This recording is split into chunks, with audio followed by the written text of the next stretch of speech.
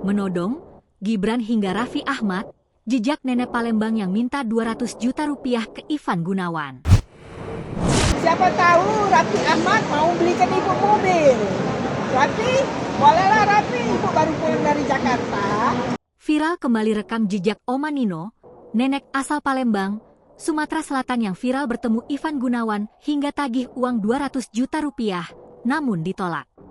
Ternyata Oma Nino. Jauh sebelum menagih janji ke Ivan Gunawan, Oma Nino pernah meminta dibelikan mobil ke Raffi Ahmad dan menyentil Wapres Gibran Raka Buming Raka.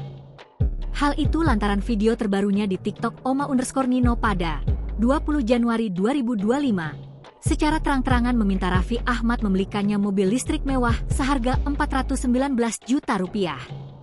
Aksinya itu dilakukan ketika Oma Nino sedang berada di bandara dalam perjalanan dari Jakarta menuju Palembang. Saat itu, Oma Nino mengaku baru saja bertemu dengan wakil presiden untuk menyuarakan masalahnya. Namun Oma Nino mengaku belum ada jawaban dan solusi dari Wapres. Setelah itu, tanpa basa-basi Oma Nino langsung menodong Raffi Ahmad untuk membelikan mobil mewah itu untuknya. "Mobil apa ini, Pak? Keluaran apa ini, Pak?" tanya Oma Nino kepada petugas. "Dari Cina, Bu, mobil listrik," ujar sales mobil. Tanpa ragu, Oma Nino pun mencoba duduk di kursi sopir mobil tersebut dan menanyakan detail kepada sales. Setelah mendengar harga mobil tersebut, Oma Nino spontan agar Raffi Ahmad bersedia membelikan mobil tersebut.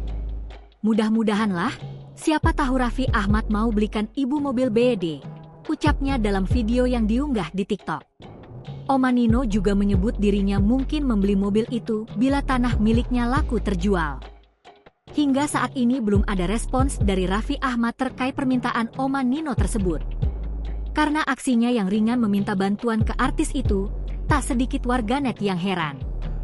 Bahkan warganet menyoroti keluarga Oma Nino yang seolah membiarkan wanita lansia atau nenek-nenek tersebut warawiri meminta bantuan tanpa rasa malu.